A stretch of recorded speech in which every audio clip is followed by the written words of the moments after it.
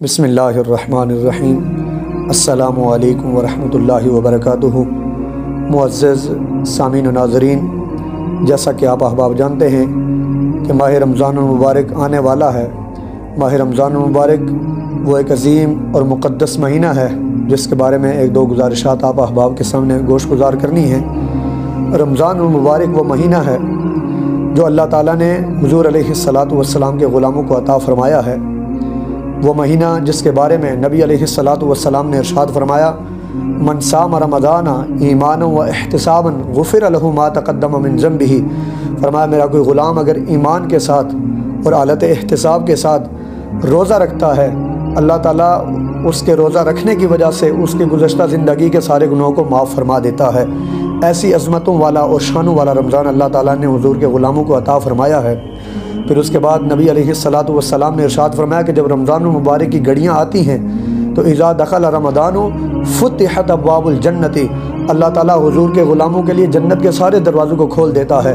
وغلقت ابواب جہنم، اللہ حضور کے غلاموں کے لیے جہنم کے دروازوں کو بند کر دیتا ہے۔ وسلسلۃ الشیاطین، اور جو شریر شیاطین ہیں اللہ تعالیٰ ان کو جکڑ دیتا ہے۔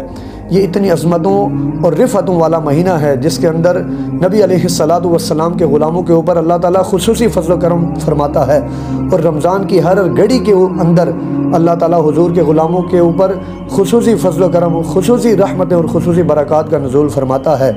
نبی علیہ الصلاۃ والسلام نے ان شانوں کو بیان کرنے کے بعد رمضان المبارک روزہ رکھنے کا ایک سلیقہ بھی بتایا ہے۔ فرمایا میرے غلاموں، روزہ صرف کھانے پینے سے رکنے کا نام نہیں ہے۔ روزہ، نبی علیہ السلام نے فرمایا، روزہ رکھ کر من لم یدع قول الزور والعمل به فلیس للہ حاجۃ۔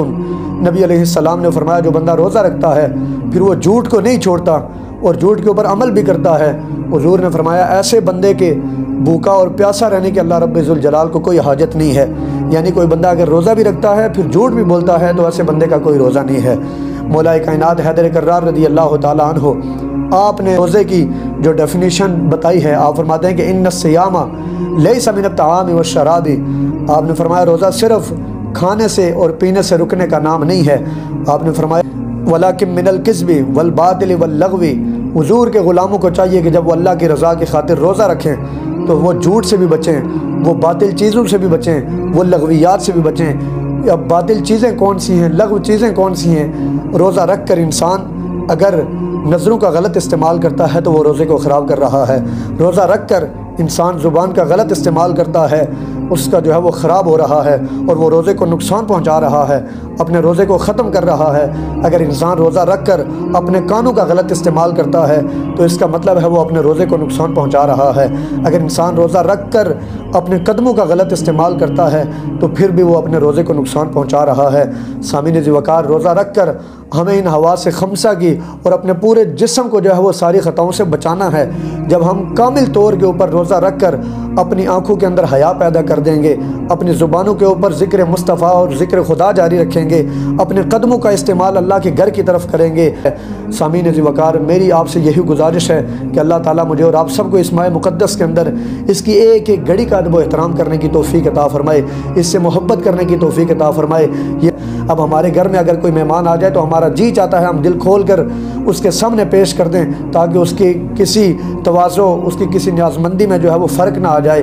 تو یہ تو اللہ کا مہمان آ رہا ہے، ہمیں دل کھول کر، ہمیں باحیا آنکھوں سے، اچھی زبان سے ہمیں اس کا استقبال کرنا ہے تاکہ اللہ رب ذوالجلال اپنے مہمان کی اچھی خدمت کرنے کی وجہ سے ہمیں جو ہے وہ ہماری ساری خطاؤں کو معاف فرمائے، ہماری لغزشوں کو معاف فرمائے۔ اللہ تعالیٰ مجھے اور آپ سب کو اس آنے والے ماہ مقدس کا ادب و احترام کرنے کی توفیق رفیق عطا فرمائے۔ وما توفیقی الا باللہ رب العالمین۔